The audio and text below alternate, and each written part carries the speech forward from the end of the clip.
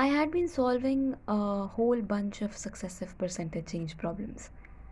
The usual percentage wrangling. Price goes up 20%, then again 10%. What's the total percentage change? Stack, multiply, done. I was in the zone, or at least I thought I was. Then this one shows up. A company's revenue increases by 25% and its expenses increase by 15%. What's the percentage change in profit? And my brain, still stuck in its successive percentage gear, goes, hmm, a question with a pinch of profit and loss. But again, if it's sitting here with the rest, it must be someone asking for successive change, right? Except no, this wasn't a success of anything. It was just a plain old profit equals revenue minus expenses question.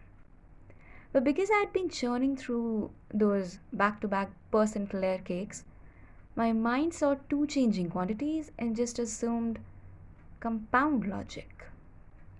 That moment reminded me how one type of problem can quietly rewire your expectations. And the second something's framed even slightly different, boom, confusion.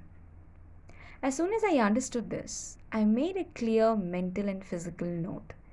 If a question involves two separate quantities, like revenue and expenses, and both are changing independently but not compounding on the same base, then it's not a case of successive percentage change. It's simply a matter of calculating the net percentage change, often through profit and loss or similar logic. Recognizing this distinction helped me avoid mixing up the methods. While solving these kinds of questions, I also came across something that really helped: choosing your own numbers when the question doesn't give any. In the above problem, revenue increased by 25% and expenses by 15%. No values given, but the solution assumed revenue was 100 and expenses were 80. At first, I wondered why 80? And then it clicked. If you assume revenue is 100 and profit equals revenue minus expenses, then picking expenses as 80 gives you a starting profit of 20. Super clean. And after applying the percentage changes, it's much easier to track what's happening. Trying the same problem with, say, 70 or 90, not so fun. So it's not just about defaulting to 100, it's about choosing value that keep the math smooth and let the logic show through. But there was one thing that bugged me. Why are successive discounts even used in real life? And how did I not notice this before? Or worse, maybe I did notice and just never questioned it. I mean, wouldn't it be easier for everyone, especially us samey functioning math people, to just apply one simple total discount? Then I started looking at examples. Things like 30% off plus an extra 10% at checkout during sales, or those offers where a store says 20% off MRP plus 5% off for loyalty members. Turns out this kind of stacking gives sellers more pricing control, and it sounds more exciting to the buyer. It's a smart marketing move.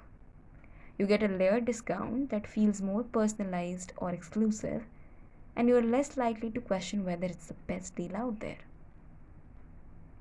Don't throw stones, but I genuinely used to think people must be living on autopilot for failing, falling for that kind of stuff.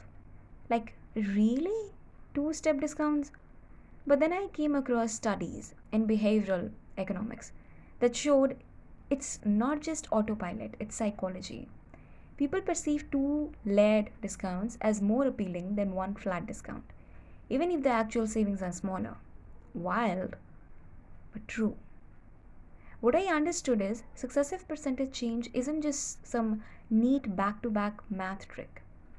It's a test of how easily you get swept into patterns. After solving a bunch of similar problems, I caught myself slapping formulas on everything, with increase or decrease in it, assuming it had to be successive. But then came that one question, profit based on revenue and expense changes, and suddenly I wasn't sure what was changing or how. Was it one quantity? Two? Do I multiply? Subtract? Panic?